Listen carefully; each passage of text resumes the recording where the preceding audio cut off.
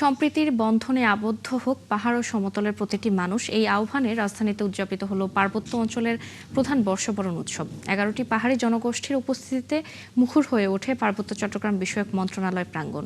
পাহাড়ি জনগোষ্ঠীর ঐতিহ্য আর সংস্কৃতির মেলবন্ধনে উৎসব পরিণত হয় প্রাণবন্ত এক মিলন মেলায়। আরও জানাচ্ছেন সিফাত ফারুকী। সাজ ও ঐতিহ্যবাহী পোশাকে রঙিন ও বর্ণিল হয়ে ওঠে রাজধানীর বেইলি রোডের পার্বত্য মন্ত্রণালয়। নাচে গানে মুখরিত পরিবেশে উদযাপিত পার্বত্য অঞ্চলের ঐতিহ্যবাহী বর্ষবরণ উৎসব বিজু, সাংগ্রাই, বৈশু, বিশু, চাকরান ও চাংলান।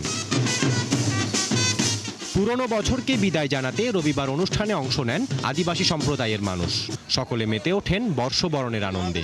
রাজধানী শহরে হচ্ছে এরকম একটা এনভায়রনমেন্টে হচ্ছে আমরা উদযাপন করতে পারছি। This whole situation is very good আর কি। So we are very happy about it. আমি রাঙামাটি করলে হচ্ছে সবার থেকে ভালো লাগে, আর হচ্ছে ব্যস্ততার কারণে মেইনলি হচ্ছে ঢাকায় এবার করা।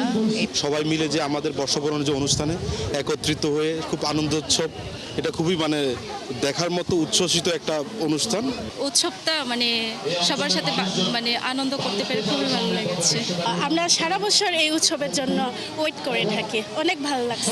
উৎসব উপলক্ষে মন্ত্রণালয় থেকে রমনা পার্কের উদ্দেশ্যে বের হয় শোভাযাত্রা।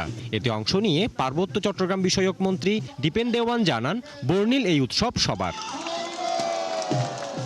তো আমাদের মাননীয় প্রধানমন্ত্রী খেয়াল করলেন যে এখানে তো পার্বত্য 11টি জাতিসত্তার বসবাস, এখানে স্ব নামে উচ্চারিত।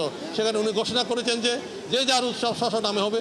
আমাদের ক্ষুদ্র জাতিগোষ্ঠীর মধ্যে বৈষম্য থাকবে না, সমতল এবং পাহাড়ির মধ্যে যাতে বৈষম্য না, এটা হচ্ছে নতুন বাংলা। প্রতিমন্ত্রী মীর মোহাম্মদ হেলাল উদ্দিন বলেন, শহীদ প্রেসিডেন্ট জিয়াউর রহমান যে সমাজ গঠনের স্বপ্ন দেখেছেন, সেই প্রতিচ্ছবিই আজ দৃশ্যমান।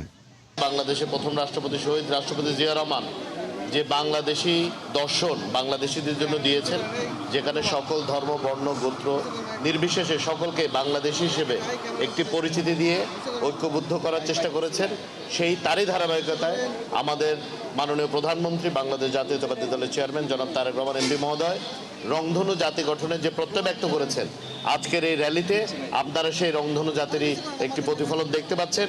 রমনা লেকে ফুল ভাসিয়ে নতুন বছরের জন্য মঙ্গল কামনায় শেষ হয় রাজধানীতে আয়োজিত এই পাহাড়ি উৎসব। সিফাত ফারুকী, 71, ঢাকা।